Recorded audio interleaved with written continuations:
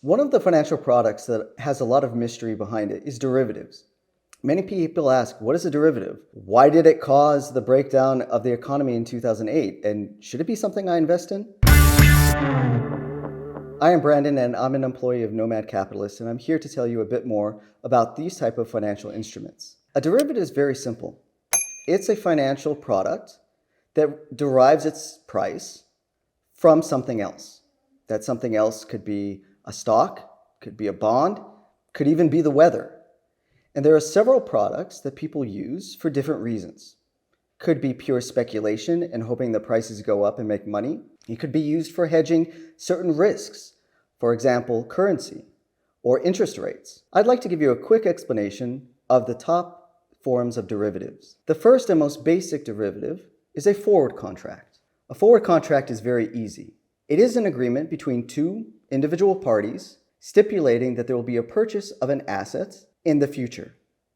So a forward contract says that I will purchase a specific asset at a certain amount or strike price, a certain quantity, and delivered on a certain date.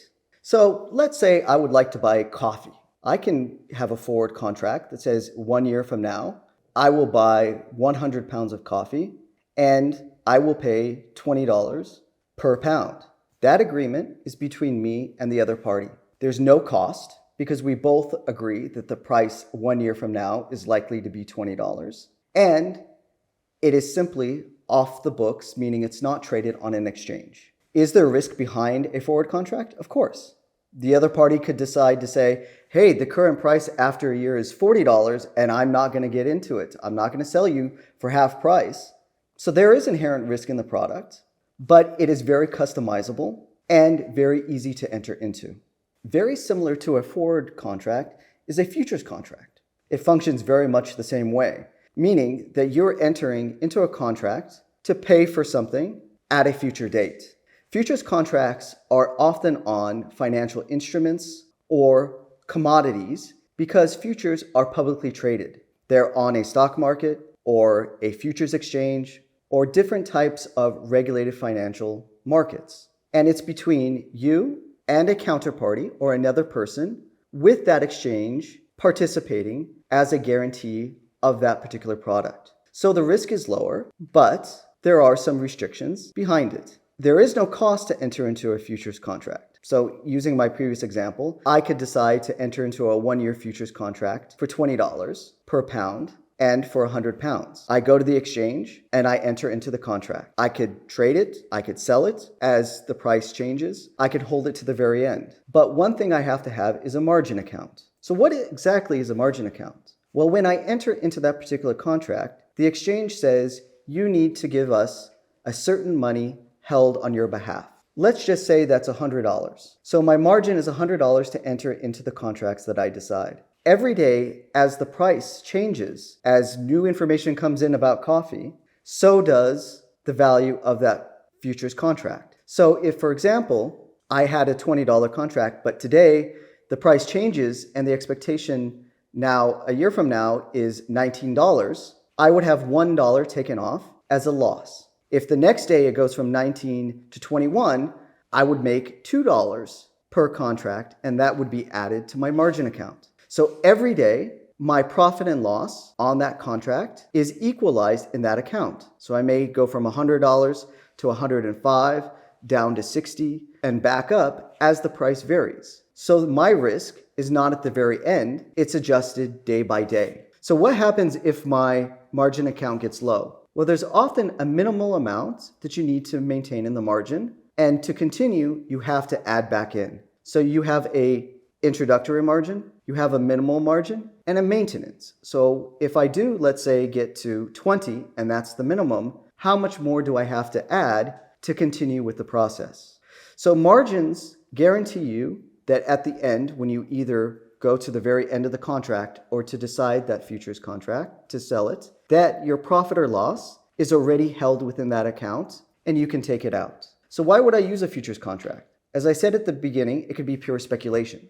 You feel that the price of coffee is going to go up. You could also be a coffee house and you want to guarantee that the price that you're going to pay a year from now is the same as today. So there's both investment reasons to invest in this product, as well as business reasons. Another common type of product is options. And I think here a lot of people get confused what an option is. In the case of a forward or futures contract, I have an obligation to do something, which is to buy that product. I can choose not to do it, but then I'm in breach. In case of an option, it gives me exactly that, an option to decide to buy or sell a product. So similar to a forward or future, I agree to do something in the future or have the ability to do something in the future. For example, buy a stock at a certain price at a certain date. So what do I need to know about option? The first is to know that there are two types, a put and a call option. The first, a put, is the right to sell something. A call is the right to buy something. So the way I always remembered it is I can either put something away, meaning sell it, or I can call it, meaning buy it. In this case, if I, for example, think that I have a risk in my stock portfolio and I don't want the price to go below a certain level, I can buy a put and lock in the price that I can sell that particular stock at. If I think, for example, that prices will increase, but I'm not sure, I could buy a call. So if I buy a stock or have a strike price in my call at $20 and the stock price goes up to 40, I can exercise it, which means I initiate it, and I buy the stock at 20 rather than at 40, and I make double the profit. However, because I have the option to exercise it or not, if the stock price is $10, there's no reason for me to exercise my call. Why should I buy it at $20 when on the market it's 10?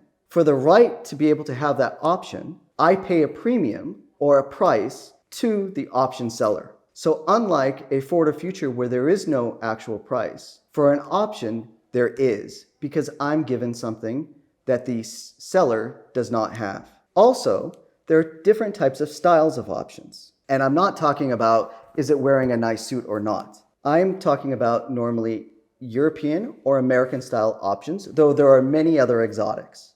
A European option says you have to make a decision at a certain date. So if I have a 1-year option, at the end of 1 year is when I'm able to decide whether I choose to exercise or utilize that option. An American style option gives you much more freedom. It says during that 1 year, you can decide at any point in time to be able to exercise. If, for example, the price is going up now and I think it's going to go down in the future, I could decide to exercise after 6 months my call option, where in the European style, I could not. So which one do you think has a higher premium or price? Clearly the American, because it gives you more optionality in making that decision. So similar to forward and futures contracts, why would I invest in options? Well, one, as I said, is, for example, if I want to have a hedge or reduce the risk of my portfolio. I can lock in the minimal amount that I sell my securities at, my stock or bond or any other product, by having a put option.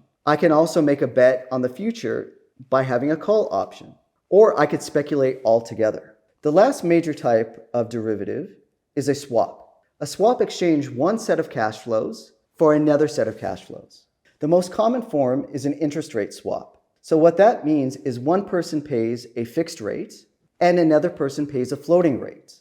The floating rate often determined by market forces, for example, a central bank rate. So why would I do this and what does it mean? Well, let's say that we agree to exchange the interest rate on $1,000. One party decides to pay 10% as fixed during the course of, let's say, 10 years, and another decides to pay floating. So, for example, if I am able to pay the fixed for 10 years, that means I will pay the other party who's paying floating $100 every single year for 10 years. So I know if the other party is fixed that I will have $100. In terms of floating, I will be looking at, for example, what is the new interest rate year by year. So this year it could be 9%. That means I'm paying $90 but getting $100. It benefits me. But if interest rates go up and it goes to 11%, I'm going to have to pay $110, but I only get $100 back. So it has a variation and it changes during that period. So why would I want to enter into a swap? For example, interest rate swap. Well, let's say that I have a mortgage that has a floating rate. It changes it gets reset, and I'm very scared. I can enter into a swap and say, pay me that exact floating rate, let's say the interest rate that's set by the central bank that my mortgage is based on, and I will pay you fixed. So I take that floating rate and I pay my mortgage with it, and in exchange, I pay a fixed rate. So I've automatically turned my floating rate liability into a fixed rate liability. So there are many uses of these different type of financial instruments. Are derivatives complicated? They can be, but hopefully this gives you a better idea of the major types, some of the functions and abilities you can use, and helps you make better decisions in your investment health. Thank you.